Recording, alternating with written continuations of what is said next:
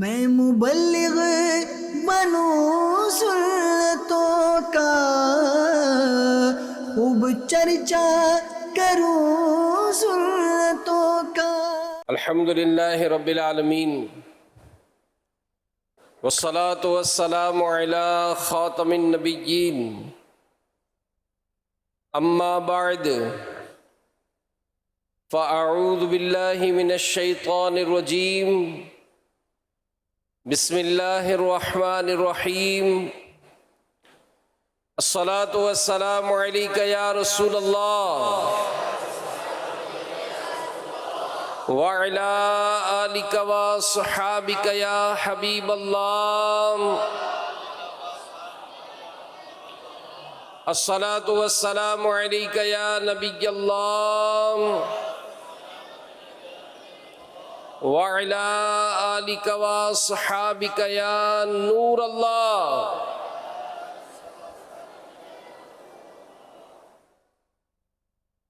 شفاعت فرمانے والے پیارے پیارے آقا مکی مدنی مصطفیٰ صلی اللہ تعالی علیہ وآلہ وسلم نے فرمایا کہ جو صبح و شام مجھ پر 10 مرتبہ درود پاک پڑھے، اسے قیامت کے دن میری شفاعت ملے گی۔ ہم جائیں گے خلد میں سب سے پہلے انشاءاللہ، ہم جائیں گے خلد میں سب سے پہلے، نبی کے ہیں ہم اور جنت نبی کی، بنائے گئے ہم شفاعت کی خاطر، ہمارے لیے ہے شفاعت نبی کی۔ صلو علی الحبیب صلی اللہ تعالی علی محمد وعلی آلہ وصحبہ وبارک وسلم۔ پارہ 30 سورہ والضحیٰ، بڑی مشہور سورت ہے۔ اس کی ابتدائی 2 آیات ہیں، والضحیٰ واللیل اذا سجا۔ یہ مکی سورت ہے، مکہ پاک میں نازل ہوئی، اور یہ مبارک سورت ہجرت سے پہلے نازل ہوئی، اور صرف اس میں 1 رکوع 11 آیات 40 لفظ اور 172 حروف ہیں۔ علماء نے اس سورت کی تفاسیر میں بہت پیاری پیاری باتیں لکھی ہیں۔ تو اس سورہ والضحیٰ، اس کے بارے میں علماء لکھتے ہیں کہ یہ پوری کی پوری سورت ہمارے آقا و مولا مکی مدنی مصطفیٰ صلی اللہ علیہ وآلہ وسلم کی نعت شریف پر مشتمل ہے۔ اب کیا ہے اس سورت میں؟ اس سورت مبارک میں چہرہ مصطفیٰ کا ذکر ہے، زلف مصطفیٰ کا ذکر ہے، محبوبیت مصطفیٰ کا ذکر ہے، شفاعت مصطفیٰ کا ذکر ہے، اوصاف و کمالات مصطفیٰ کا ذکر ہے۔ اور اس بات کو اعلیٰ حضرت نے اس مبارک سورت میں ایک اور بات ہے، وہ کیا؟ اعلیٰ حضرت نے اپنے شعر میں لکھا کہ خدا کی رضا چاہتے ہیں 2 عالم، خدا چاہتا ہے رضا محمد صلی اللہ علیہ وسلم۔ اور ہم غریبوں کے فائدے کی بھی ایک بات ہے، اس سورہ مبارک کے آخر میں اللہ پاک نے اپنے پیارے محبوب صلی اللہ علیہ وآلہ وسلم کو ارشاد فرمایا، وَأَمَّا السَّائِلَ فَلَا تَنْهَرْ، اور کسی بھی صورت مانگنے والے کو نہ جھڑکو۔ یعنی کتنی پیاری بات ہے۔ اور اعلیٰ حضرت امام اہل سنت، آپ کی جو شاعری ہے وہ قرآن و حدیث کی تفاسیر اور شروحات پر مشتمل ہے۔ تو اعلیٰ حضرت اپنے شعر میں فرماتے ہیں کہ مومن ہوں مومنوں پہ رؤوف و رحیم ہو، سائل ہوں سائلوں کو خوشی لا نہر کی ہے۔ یعنی اے میرے پیارے آقا، اے رسول خدا، اے مومنوں پر ان کی ماں سے زیادہ رحم کرنے والے، مجھے بہت فخر ہے۔ کس بات پر؟ اس بات پر کہ مومن ہو اور رب کریم فرماتا ہے کہ اے محبوب صلی اللہ علیہ وآلہ وسلم آپ مومنوں پر بہت مہربان اور رحم فرمانے والے ہیں۔ اور اعلیٰ حضرت فرماتے ہیں کہ ایک اور بات پر بھی مجھے فخر ہے، وہ یہ کہ آپ کے در پاک کا سوالی ہو، جو آپ کے در کا سوالی ہے اسے اس بات کی خوشی ہے کہ آپ کے رب رحمان نے آپ کو حکم دیا کہ اے محبوب سوالی آئے تو اسے جھڑکنا نہیں، اسے خالی نہیں لوٹانا، بلکہ جو سوالی آئے اس کو جھولی بھر بھر کر دینا۔ اور کسی شاعر نے بہت خوب کہا ہے نا کہ منگتے خالی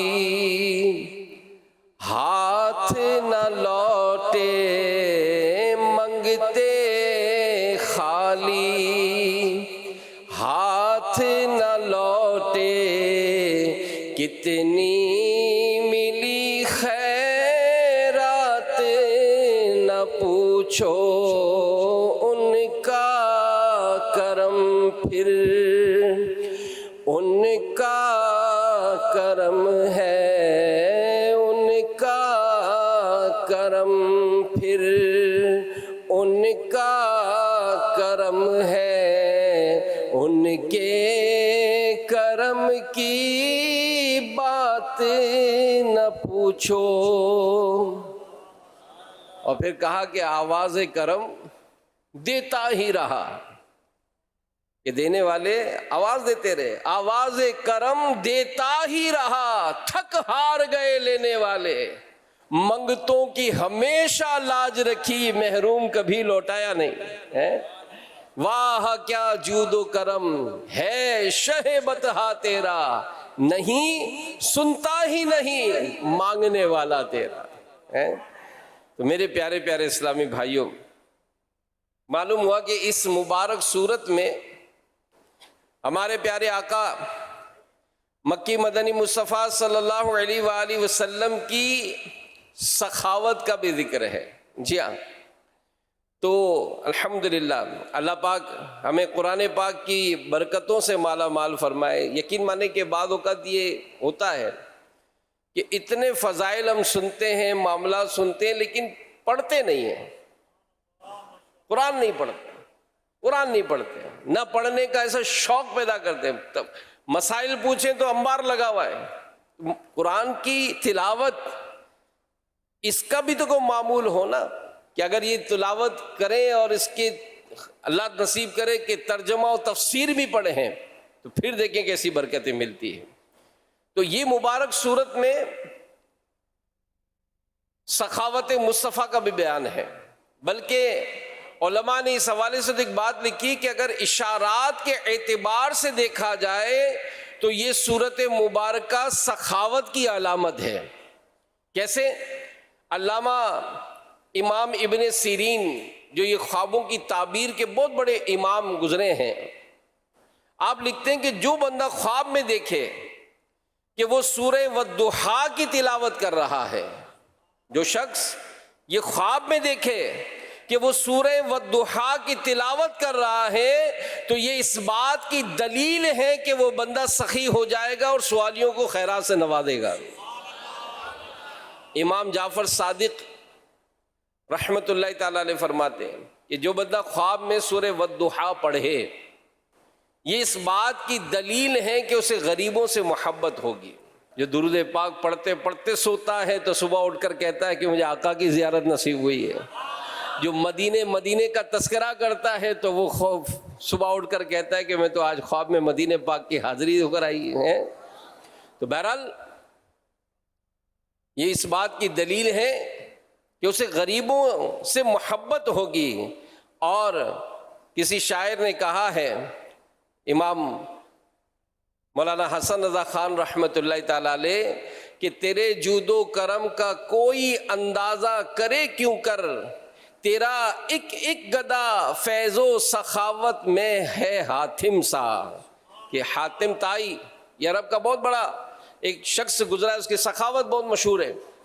تو مولانا حسن رضا خان رحمۃ اللہ تعالیٰ علیہ عرض کر رہے ہیں کہ یا رسول اللہ صلی اللہ علیہ وآلہ وسلم، آپ کی سخاوت، آپ کی کرم اندازیوں کا کوئی کیسے اندازہ لگا سکتا ہے؟ جو آپ کے در کے گدا ہیں وہ بھی حاتم کی طرح بلکہ اس سے بھی بڑھ کر سخی ہوتے ہیں۔ جب در پاک کے گداؤں کی سخاوت کا یہ عالم ہے تو خود سرکار آدم نور مجسم صلی اللہ علیہ وآلہ وسلم کی سخاوت کیسی ہوگی؟ تو آقا کی بارگاہ میں حاضری دے تو صحیح، درود پاک کی کثرت تو کریں۔ علماء لکھتے ہیں جو روزانہ 500 مرتبہ درود پاک پڑھے گا وہ کبھی تنگدست نہیں ہوگا۔ کیا ہم پڑھتے ہیں؟ ہمارا تو روٹین ہی نہیں بنتا ہے، کوئی ذوق ہی نہیں بنتا ہے، کوئی شوق ہی نہیں بنتا ہے۔ پڑھنے والے روزانہ ہزاروں مرتبہ درود پاک شروع کر چکے، لیکن کیا ہمارے گھروں میں کوئی ایسا اہتمام ہوا؟ کیا ہمارے گھروں میں کوئی چادریں بچھا کر آقا کی بارگاہ میں درود و سلام پڑھنے کا کوئی سلسلہ ہوا؟ کیا ہم مطلب روزمرہ کی روٹین میں کوئی درود پاک پڑھنے کا معمول بنا رہے ہیں؟ ہے ہی نہیں ہمارا شوق۔ تو بہرحال میرے پیارے پیارے اسلامی بھائیوں، اس ماہ مبارک میں دعوت اسلامی کی طرف سے الحمدللہ امیر اہل سنت نے اعلان کیا کہ انشاءاللہ ہم 12 ارب درود پاک پڑھ کر آقا کی بارگاہ میں نظر کریں گے انشاءاللہ۔ جو ایک مرتبہ درود پڑھتا ہے اللہ کی 10 رحمتیں نازل ہوتی ہیں، 12 ارب درود پاک پڑھیں دنیا بھر میں کیسی رحمت الہی کی چھما چھم برسات ہوگی انشاءاللہ۔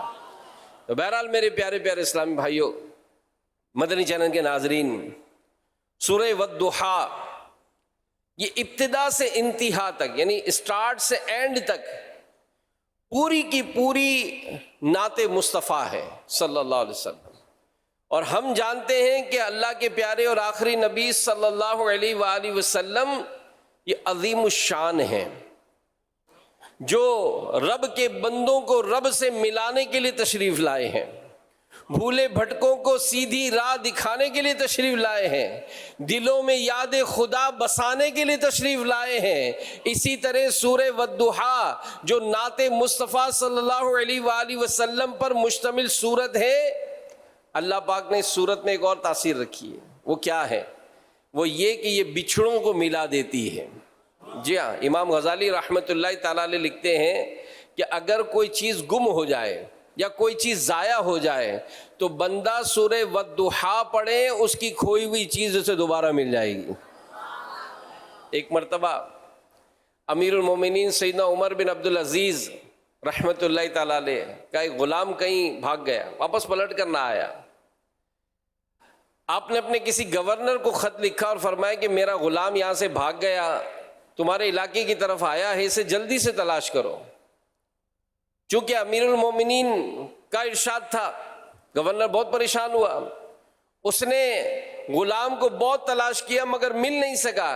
اسی پریشانی کے عالم میں کسی نے مشورہ دیا کہ تم سورہ والضحیٰ اور سورہ علم نشرح کا وظیفہ کرو، غلام خود ہی آ جائے گا۔ چنانچہ اس نے سورہ والضحیٰ سورہ علم نشرح کی تلاوت کی تو اسی وقت وہ بھاگا ہوا غلام واپس آ گیا۔ سبحان اللہ۔ تو معلوم ہوا کہ یہ مبارک سورت جو ہے بچھڑوں کو ملانے والی ہے۔ تو اس لیے جب کوئی چیز گم ہو جائے، اپنا کوئی عزیز کہیں چلا جائے، بچے ہیں بعض اوقات کھو جاتے ہیں اور والدین بہت پریشان ہو جاتے ہیں، کوئی چیز کہیں رکھ کر بھول جاتے ہیں، کوئی چیز راستے میں گر جاتی ہے، تو علماء لکھتے ہیں کہ یہ سورہ والضحیٰ کی تلاوت کیجئے، انشاءاللہ بچھڑا ہوا شخص، گمی ہوئی وہ چیز انشاءاللہ واپس مل جائے گی انشاءاللہ۔ پھر اس سورت کی ایک اور فضیلت، اور اللہ پاک سے دعا بھی ہے کہ اللہ پاک پڑھنے کی سعادت نصیب فرمائے۔ حدیث پاک میں ہے، رسول اللہ صلی اللہ علیہ وآلہ وسلم نے فرمایا کہ جو بندہ رات کے وقت 10 قرآنی آیات کی تلاوت کر لے، 10، اس کا نام غافلوں کی فہرست میں نہیں لکھا جائے گا۔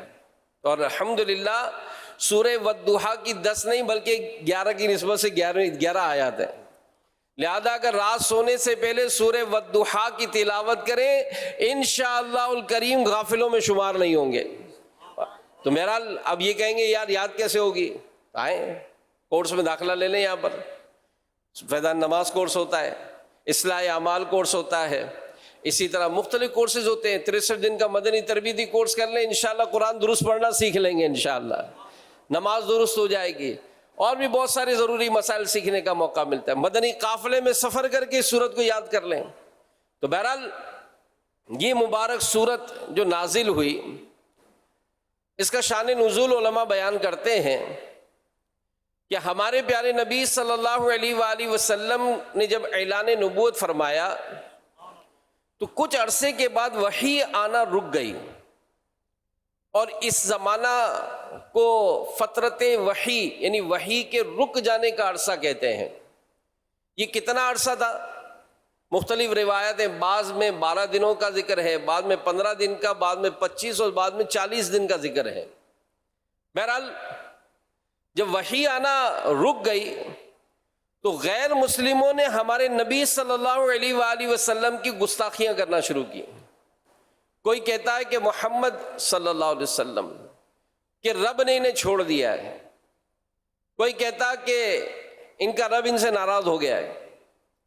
اور ام جمیل یعنی ابو لہب کی بیوی جو بڑی گستاخ رسول تھی، اس نے اس موقع پر بہت ہی گستاخانہ الفاظ استعمال کیے۔ اس پر نبی پاک صلی اللہ علیہ وسلم کے قلب مبارک کو صدمہ پہنچا، رنجیدہ ہو گئے۔ اس موقع پر یہ مبارک صورت نازل ہوئی۔ اللہ پاک نے فرمایا وَالضُّحَىٰ وَاللَّيْلِ إِذَا سَجَىٰ مَا وَدَّعَكَ رَبُّكَ وَمَا قَلَىٰ، چڑھتے دن کے وقت کی قسم اور رات کی جب وہ ڈھانپ دے، تمہارے رب نے نہ تمہیں چھوڑا نہ ہی ناپسند کیا۔ تو اس میں اللہ پاک نے اپنے محبوب صلی اللہ علیہ وآلہ وسلم کو تسلی دی کہ اے پیارے محبوب صلی اللہ علیہ وآلہ وسلم، ان کافروں کی باتوں کو لے کر اپنا دل تنگ مت کیجئے، آپ کے رب نے نہ تو آپ کو چھوڑا ہے نہ ہی آپ سے ناراض ہے۔ بھلا محبوب بھی چھوڑے جاتے؟ آپ کا رب جس نے آپ کو محبوب دو جہاں بنایا ہے، جس نے دلوں میں آپ کی محبت ایسا بسایا کہ آپ کے غلام آپ کے نام پر سر کٹانا فخر میں محسوس کرتے ہیں، آپ کا رب جس نے پتھروں سے آپ کو سلامیاں دلوائیں، درختوں سے آپ کے کلمے پڑھوائے، جانوروں سے آپ کو سجدے کروائے، پہاڑوں تک میں آپ کی محبت بھر دی، آپ کا رب جس نے آپ کی خاطر دو جہاں بنائے، ہزاروں سال پہلے عرش پر اپنے نام کے ساتھ آپ کا نام سجایا، جنت کے پتے پتے پر آپ کا نام لکھا، کیا بھلا آپ کا رب وہ رحمان و رحیم آپ سے ناراض ہوگا؟ آپ کو چھوڑ دے گا؟ نہیں نہیں، اے محبوب، آپ وہ ہستی نہیں ہے کہ جن سے رب ناراض ہو جائے، آپ وہ نہیں ہیں جنہیں وہ چھوڑ دیا جائے، آپ ہی تو ہیں جن کی رضا رب کائنات کو مطلوب ہے، آپ ہی تو ہیں کہ جن کے صدقے رب کریم کی بارگاہ میں دھتکارے ہوئے مقبول ہو جایا کرتے ہیں۔ مولانا حسن رضا خان رحمت اللہ تعالی علیہ، سبحان اللہ، کیا خوب لکھا، عجب پیاری پیاری ہے صورت کسی کی، ہمیں کیا خدا کو ہے الفت کسی کی، کسی کو کسی سے ہوئی ہے نہ ہوگی، خدا کو ہے جتنی محبت کسی کی، رفعنا لکا ذکرک پر تصدق، سب اونچوں سے اونچی ہے رفعت کسی کی، فترضا نے ڈالی ہیں باہیں گلے میں کہ ہو جائے راضی طبیعت کسی کی۔ صلو علی الحبیب صلی اللہ تعالی علی محمد۔ تو پیارے پیارے اسلامی بھائیوں، مدنی چینل کے ناظرین، اللہ پاک نے فرمایا وَالضُّحَىٰ وَاللَّيْلِ إِذَا سَجَىٰ، چڑھتے دن کے وقت کی قسم اور رات کی جب وہ ڈھانپ دے۔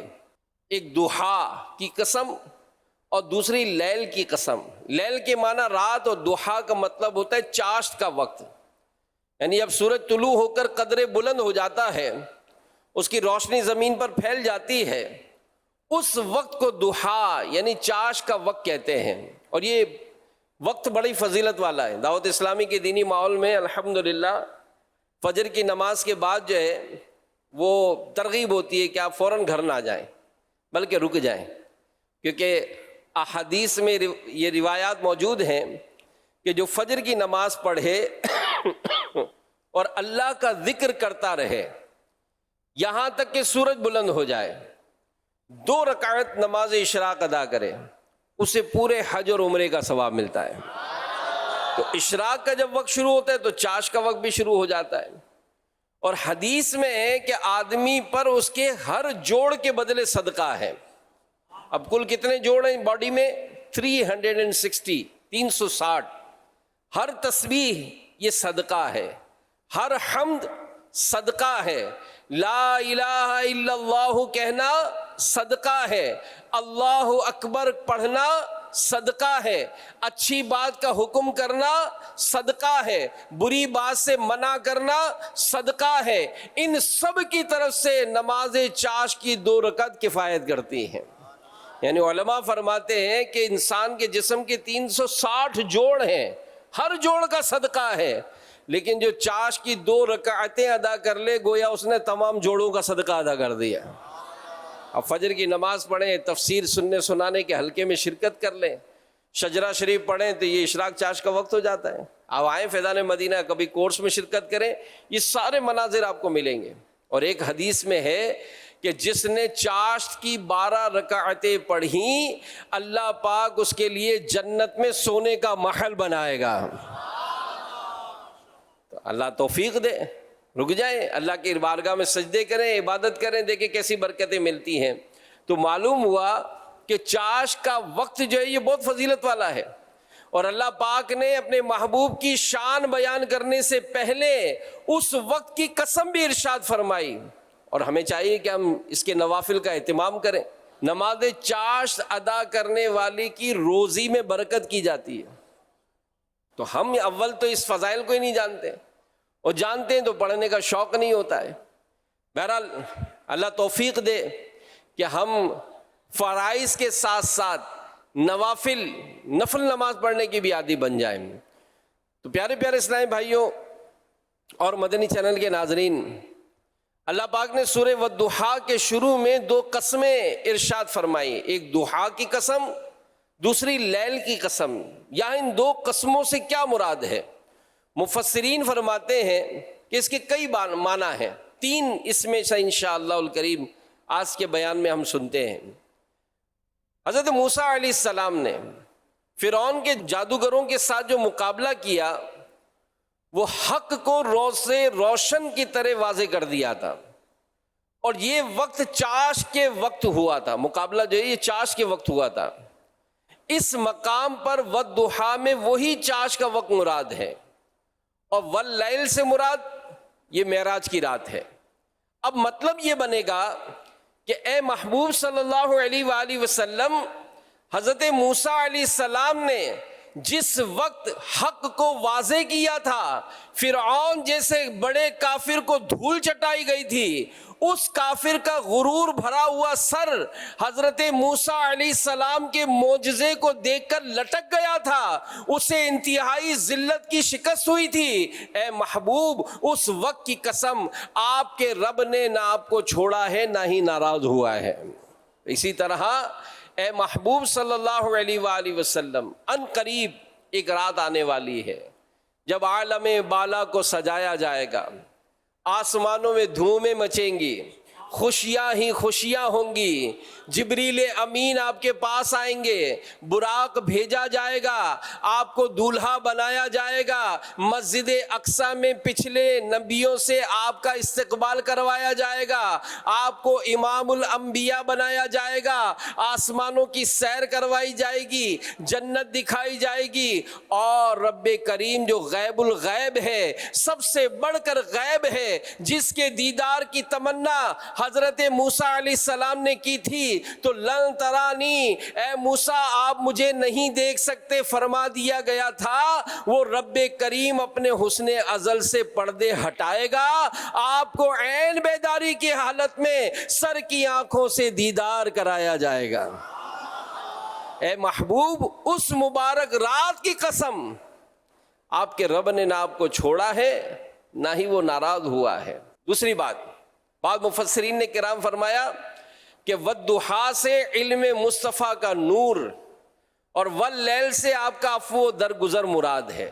مطلب کیا بنے گا کہ اے محبوب صلی اللہ علیہ وآلہ وسلم، آپ کا وہ مبارک علم جو آپ کے سینے میں رکھا گیا ہے، قرآن کریم کا علم، اللہ پاک کی معرفت کا علم، اللہ پاک کی ذات و صفات کا علم، چھپے ہوئے رازوں کا علم، قیامت کو ہونے والے واقعات کا علم، ما کان وما یکون، جو ہو چکا ہے جو ہوگا اس کا علم، وہ مبارک علم جس کے نور سے دنیا روشن ہو گئی، وہ مقدس علم جس سے جہالتوں کا اندھیرا دور کر دیا، وہ بے مثال علم جس کی برکت سے جہالت کے اندھیروں میں ڈوبے ہوئے لوگ روشنی پا کر قیامت تک آنے والوں کے امام اور پیشوا بن گئے۔ اے محبوب صلی اللہ علیہ وآلہ وسلم، آپ کے اس علم کی روشنی کی قسم، آپ کے رب نے نہ آپ کو چھوڑا ہے نہ ہی آپ سے ناراض ہوا ہے۔ اسی طرح جب رات چھاتی ہے تو ہر چیز کو ڈھانپ لیتی ہے۔ اے محبوب، آپ کی وہ معاف کر دینے والی عادت جو مجرموں کے جرم کو چھپاتی ہے، آپ کی وہ ادائے رحمت کے سر سے پاؤں تک گناہوں میں سیاہی میں ڈوبے ہوئے آتے ہیں، آپ انہیں اپنے دامن رحمت میں لے کر ان کے سارے گناہوں کو چھپا لیتے ہیں۔ اے پیارے محبوب، آپ کو میرے بندوں سے جو یہ محبت ہے، آپ سے جو ان کا رحمت بھرا سلوک ہے، آپ کی شان رحمت و کرم کی قسم، آپ کے رب نے نہ آپ کو چھوڑا ہے نہ آپ سے ناراض ہوا ہے۔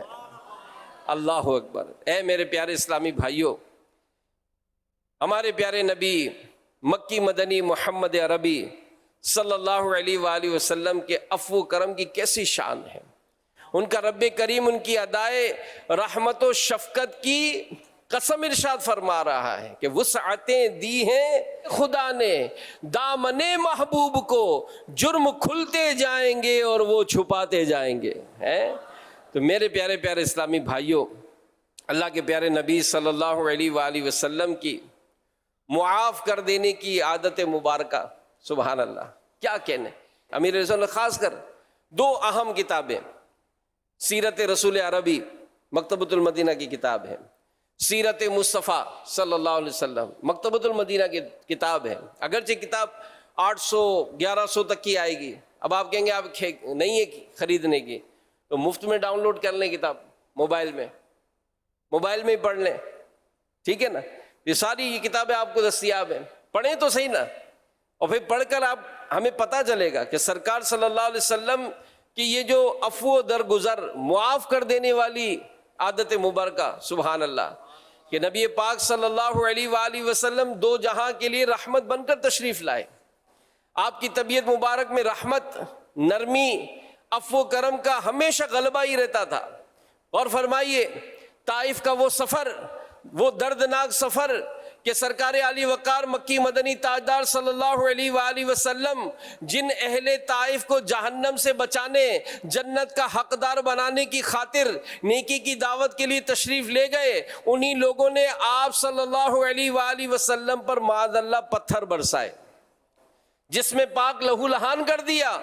اس کے باوجود جب پہاڑوں کا فرشتہ حاضر ہوا، عرض کیا آقا اگر حکم ہو تو ان دو پہاڑوں کو ملا کر انہیں فنا کر دوں؟ فرمایا نہیں، میں نہیں چاہتا کہ یہ ہلاک ہو جائیں۔ اسی طرح غزوہ حنین کے موقع پر آپ صلی اللہ علیہ وآلہ وسلم کی خدمت میں عرض کی گئی، یا رسول اللہ صلی اللہ علیہ وآلہ وسلم ان کے لیے بد دعا فرمائیے۔ آپ صلی اللہ علیہ وآلہ وسلم نے یہ دعا کی، اے اللہ پاک قبیلہ ثقیف کو ہدایت عطا فرما۔ ہند بنت عتبہ وہ خاتون ہے جس نے پیارے آقا صلی اللہ علیہ وآلہ وسلم کے پیارے چچا جان حضرت امیر حمزہ رضی اللہ عنہ کا کلیجہ نکال کر چبا ڈالا تھا۔ فتح مکہ کے موقع پر یہ نقاب کر کے بارگاہ رسالت میں حاضر ہوئی، کلمہ پڑھا، دائرہ اسلام میں داخل ہوئی، پھر چہرے سے نقاب ہٹا کر کہا کہ میں ہند بن عتبہ یعنی وہی خاتون ہوں جس نے آپ کے چچا کا کلیجہ چبا ڈالا تھا۔ اس پر آپ صلی اللہ علیہ وآلہ وسلم نے کچھ بھی نہ فرمایا، غصے کا اظہار نہیں کیا، نفرت کا اظہار نہیں فرمایا۔ یعنی ایسے نرالے اخلاق، عفو و درگزر کی مبارک ادا دیکھ کر ہند بنت عتبہ رضی اللہ عنہا نے عرض کیا، یا رسول اللہ صلی اللہ علیہ وآلہ وسلم اب سے پہلے آپ سے بڑھ کر مجھے کسی سے نفرت نہ تھی، اب پورے زمین پر آپ سے بڑھ کر مجھے کوئی محبوب نہیں ہے۔ لگاتے ہیں نعرہ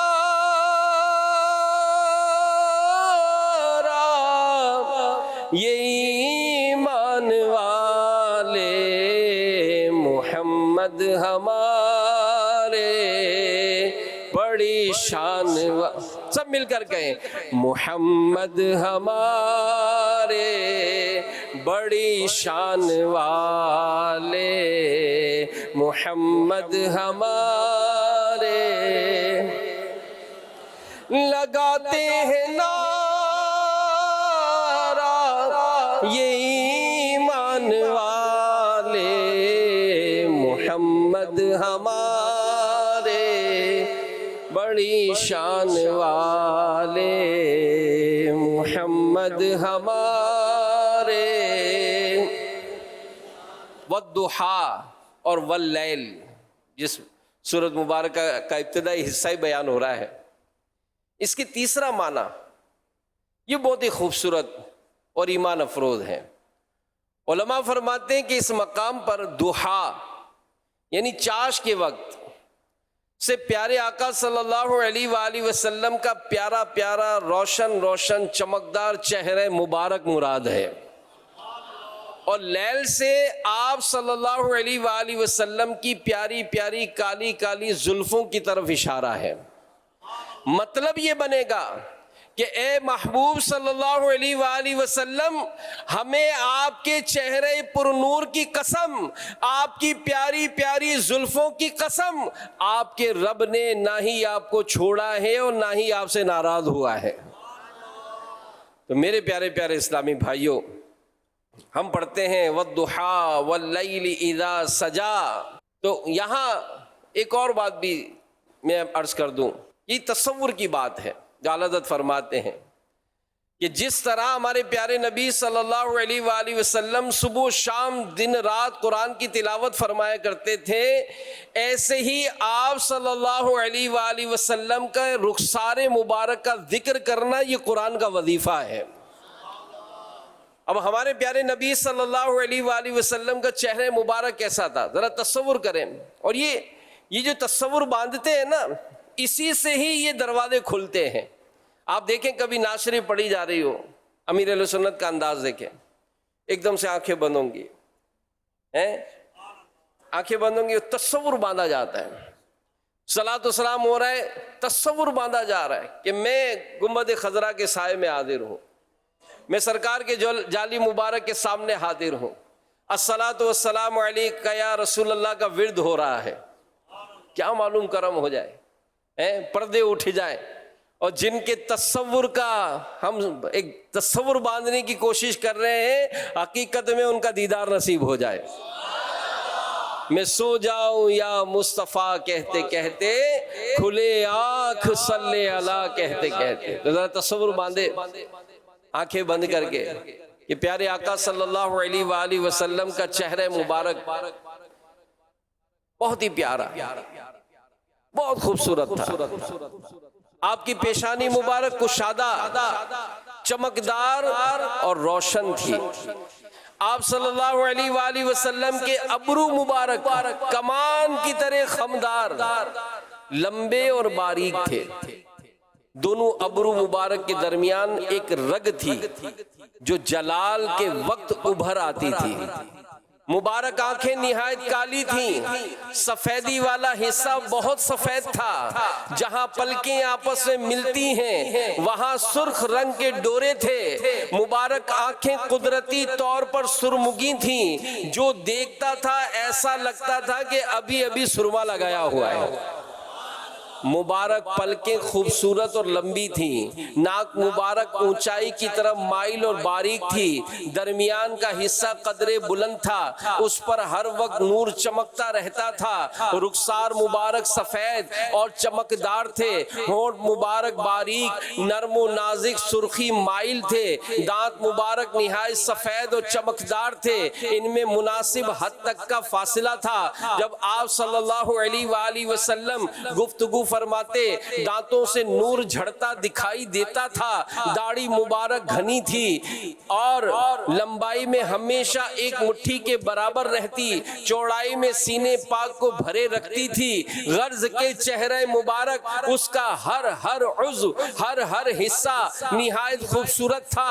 صحابہ کرام علیہم رضوان بعض اوقات چہرہ مبارک کا حسن بیان کرنے کے لیے اسے ورقۃ مصحف یعنی قرآن کریم کا ورق کہا کرتے تھے، یعنی آپ صلی اللہ علیہ وآلہ وسلم کا چہرہ مبارک اپنی صفائی، حسن و خوبصورتی، چمک دمک میں قرآن کریم کے اوراق کی طرح تھا۔ حضرت ابو ہریرہ رضی اللہ عنہ فرماتے ہیں میں نے رسول ذیشان مکی مدنی سلطان صلی اللہ علیہ وآلہ وسلم سے بڑھ کر حسین کسی کو نہیں دیکھا۔ آپ کا چہرہ مبارک اتنا نورانی تھا گویا اس چہرے پر نور میں سورج چمکتا ہو۔